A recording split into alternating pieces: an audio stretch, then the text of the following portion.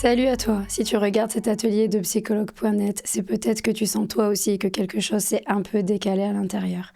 Qu'à force de courir, de vouloir répondre aux besoins, de vouloir bien faire, tu t'es un peu oublié aussi. On vit dans un monde qui va vite tout le temps. Et dans cette course, on finit souvent par s'éloigner de l'essentiel, respirer, se retrouver et se sentir vivant. Je m'appelle Laura Borg, aussi connue sous le pseudo HopXburn sur les réseaux, où je partage mon parcours de grande brûlée avec bienveillance.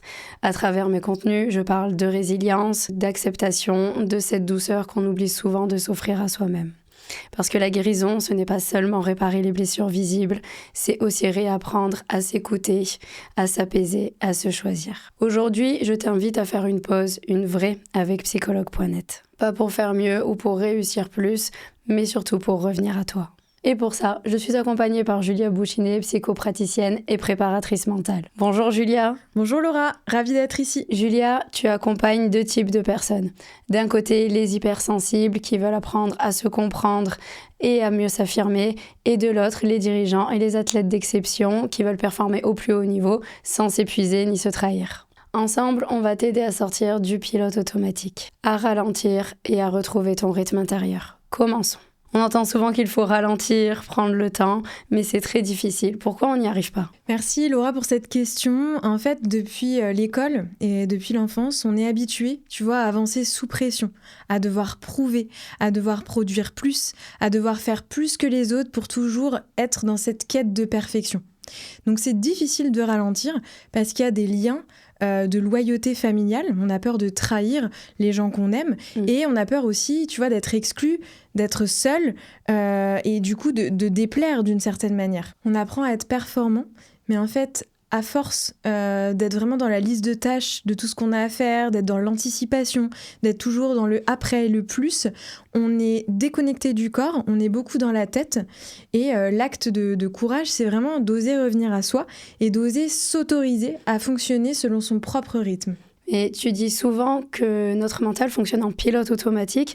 Alors concrètement, ça veut dire quoi ? En fait, on a un appareil à penser qui est programmé sur notre vécu depuis toujours. Donc notre vécu, la société, notre éducation, comme je le disais déjà, notre histoire personnelle.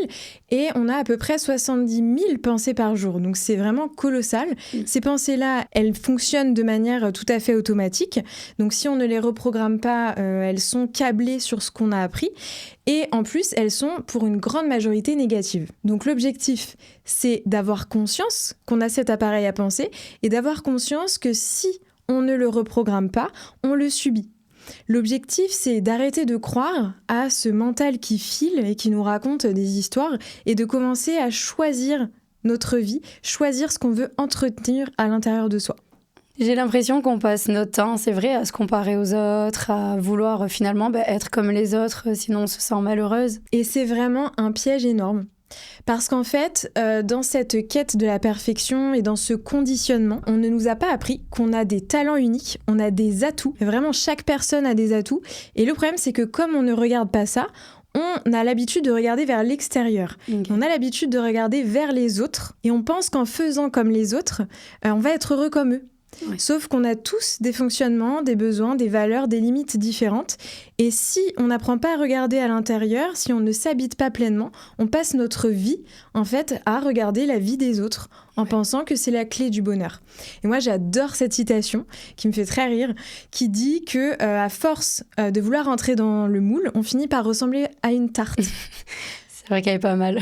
Donc si on ne veut pas ressembler à une tarte, l'objectif, c'est déjà de fixer ses propres règles et de s'habiter vraiment. C'est vrai, on a souvent peur de se choisir finalement comme si c'était égoïste. Pourquoi c'est si difficile alors d'écouter ses besoins ? Parce qu'on a appris qu'être sa propre priorité, c'est mal. Il faut s'occuper des autres, il faut s'occuper de sa famille, il faut être présente dans son couple, il faut être loyal, fidèle à ses amis. Si on commence à dicter sa vie en fonction de ses propres besoins et son propre rythme, forcément on avance avec soi-même.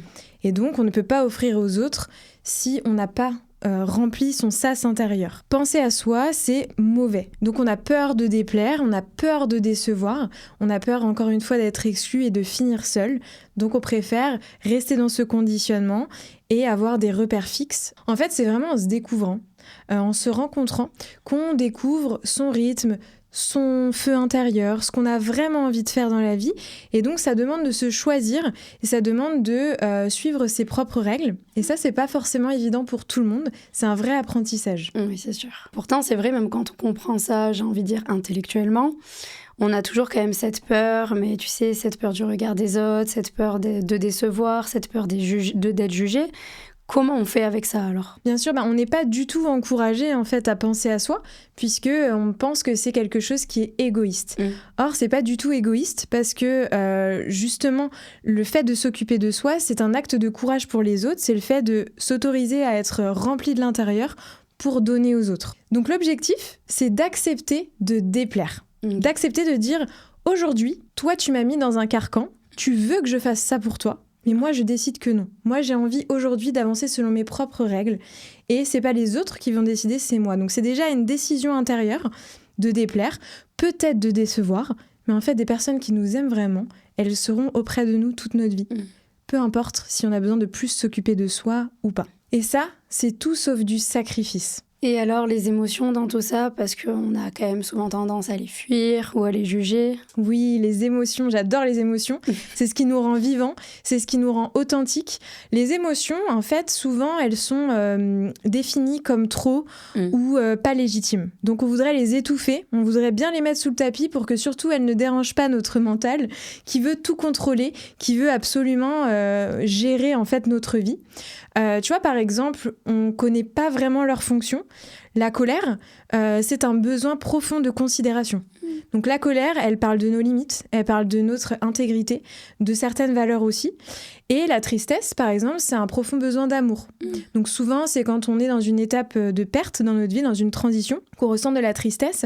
Et elle, c'est un besoin viscéral d'amour. Donc les émotions, elles nous rendent authentique, unique, et surtout, on se différencie par rapport aux autres. On voudrait, tu vois, être plat, on voudrait être tout le temps bien, on voudrait être linéaire, porter un masque et surtout ne rien montrer. Pas déranger finalement. Exactement. Et l'objectif, c'est d'être qui on est. Parce que tant qu'on les met sous le tapis, on est, tu vois, un peu fragmenté, un peu séparé à l'intérieur de nous. Alors que quand on les accueille, on devient tout de suite beaucoup plus plein, riche intérieurement. Maintenant que tu as compris ce qu'il se joue un petit peu mieux en toi, on va te proposer un moment de reconnexion. Une pratique guidée par Julia où tu pourras nous accompagner pas à pas et tester par toi-même ce que ça signifie de te reconnecter au moment présent. Tu n'as rien à réussir, juste à être là, à te laisser guider, à respirer. Maintenant que tu as compris un peu mieux ce qu'il se joue en toi, on va te proposer un moment de reconnexion. Une pratique guidée par Julia où tu pourras nous accompagner pas à pas et expérimenter par toi-même ce que signifie réellement te reconnecter au moment présent. Tu n'as rien à réussir, juste à être là, à respirer et à te laisser guider.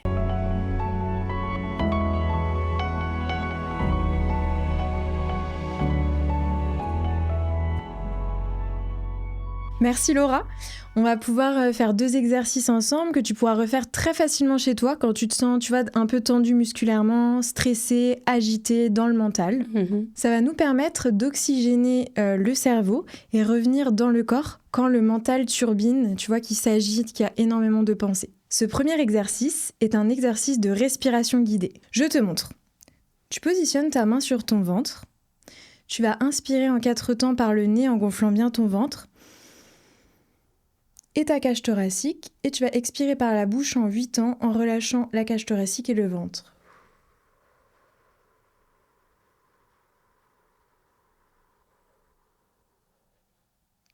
Alors tu vas pouvoir t'installer confortablement, tes pieds sont posés au sol, tes épaules sont relâchées, ta tête est dans le prolongement de la colonne vertébrale, et commence tranquillement à te détendre.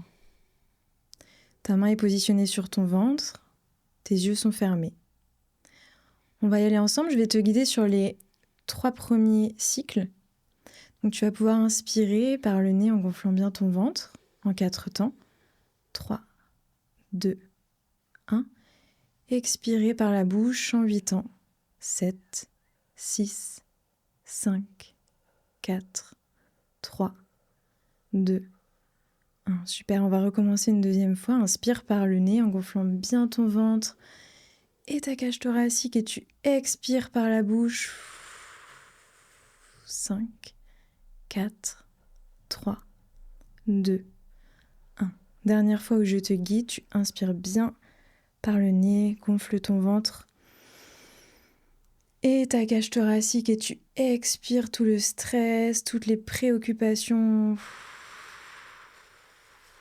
4, 3, 2, 1. On va le refaire quelques fois ensemble. Concentre-toi bien sur ton ventre que tu gonfles. Très bien. Et tu expires tout ce dont tu n'as plus besoin, le stress, les préoccupations, le mental. Une nouvelle fois ensemble.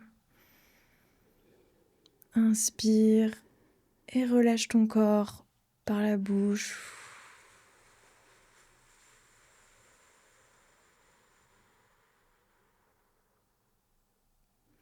On va y aller pour une dernière fois ensemble. Voilà, très bien. Tu peux inspirer. Sentir ton corps se détendre, se poser sur l'assise sur laquelle tu es. Et expirer.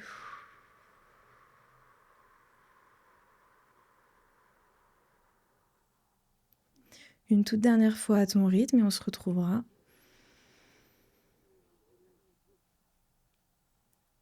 À la fin de l'expiration.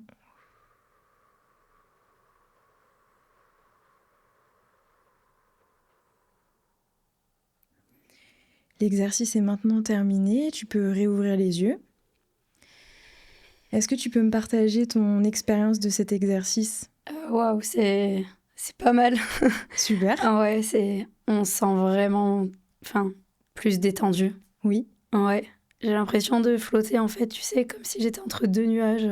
C'est très particulier, mais ça fait du bien. Génial, bah bravo à toi. En tout cas, t'as bien fait vraiment le mouvement, tu vois, de ce ventre. C'est très important de gonfler d'abord le ventre. Et t'étais bien immergé dans l'exercice. Et littéralement, on a pris peut-être 2-3 minutes pour faire ça. Donc c'est vraiment précieux. Ça coupe énormément du mental. Est-ce que t'es prête pour faire le deuxième exercice? Prête. Ok, super. Pour ce deuxième exercice, on va faire un exercice de relaxation active pour détendre la nuque. C'est une zone qui accumule beaucoup de tension au quotidien. Comme on l'a compris, on est beaucoup dans la tête, donc au niveau de la nuque, on est extrêmement tendu. Donc c'est une pratique qui combine le yoga et la respiration pour vraiment venir relâcher les tensions musculaires. L'objectif est vraiment de libérer les tensions au niveau du haut de ton corps. Donc je vais te montrer, tu vas combiner des mouvements de tête avec des respirations. C'est très simple, en fait, tu vas inspirer par le nez comme tout à l'heure en gonflant bien ton ventre. Puis tu vas bloquer ta respiration et venir faire des mouvements de droite à gauche comme pour dire non. Puis revenir en position de départ et souffler par la bouche.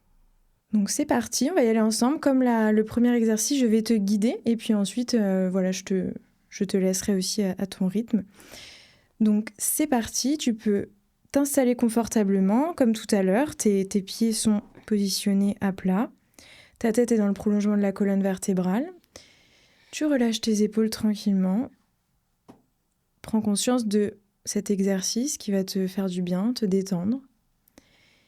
Et puis, tes yeux sont fermés, on va partir ensemble. Donc c'est parti, tu peux gonfler ton ventre, bloquer ta respiration et tourner ta tête de droite à gauche, comme pour dire non.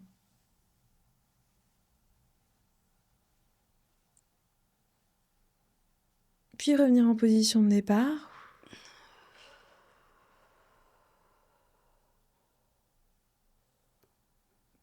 Reprends une respiration naturelle.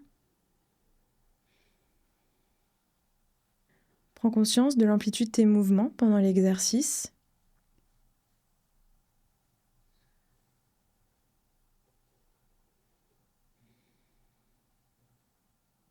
Et sens déjà le relâchement qui opère dans ta nuque.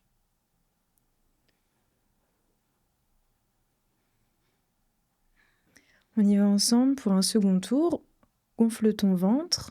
Inspire.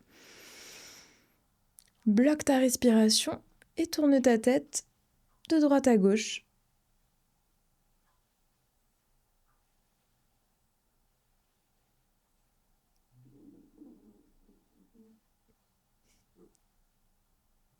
Puis reviens dans la position initiale.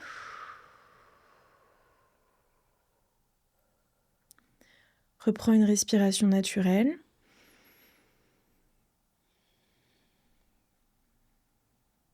Et concentre-toi sur ta nuque, sur ce qui se passe actuellement dans ta nuque.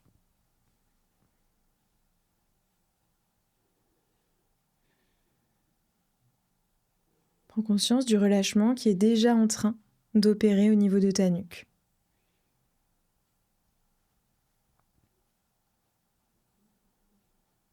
On va y aller une dernière fois à ton rythme. Tu peux inspirer en gonflant ton ventre. Puis tu bloques ta respiration et c'est parti. Tourne ta tête comme pour dire non.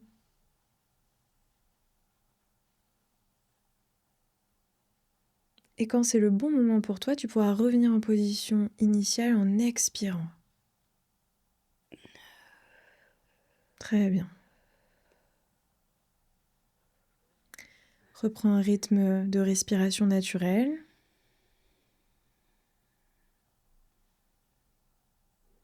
Accueille la sensation de détente dans ta nuque.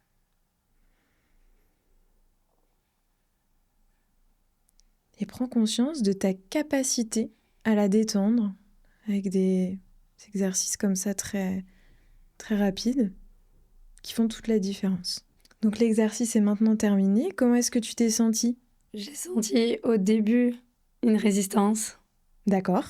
Et ensuite, après, à force de respirer, en fait, je pense de bloquer ici. Vraiment, là, j'ai senti que ça commençait à se détendre au niveau des épaules et de la nuque, tu vois. Exactement. Et là, c'était vraiment agréable, en fait, après. C'est l'effet rétention, c'est-à-dire qu'au début, on peut être un petit peu dans le mental. C'est et ça. Après, en fait, on se prête au jeu, au mouvement. Et là, quand on accepte de relâcher, il y a quelque chose qui se passe. Exactement. Et encore une fois, on a pris très peu de temps. Et observe vraiment cette différence entre avant les exercices et maintenant. C'est incroyable. Bravo, en tout cas. Merci. Merci Julia, merci de nous avoir rappelé ô combien il est nécessaire de s'arrêter et de prendre le temps de respirer. C'est incroyable comme quelques minutes peuvent changer notre manière de nous sentir finalement. Nous espérons que cette pratique t'a aidé à te reconnecter à toi-même et à te rappeler que le bien-être se construit aussi avec de petits moments comme celui-ci. Rappelle-toi, ton rythme t'appartient, tu n'as rien à prouver, rien à rattraper. Merci d'avoir pris ce moment pour toi avec nous. Depuis psychologue.net, nous souhaitons te rappeler que prendre soin de toi et t'écouter ne nécessite pas de grands pas, mais simplement la décision de te consacrer un peu de temps à ton rythme quand tu en ressens le besoin. Et si tu veux continuer à écouter ton équilibre intérieur, tu peux retrouver sur psychologue.net des psys à ton écoute.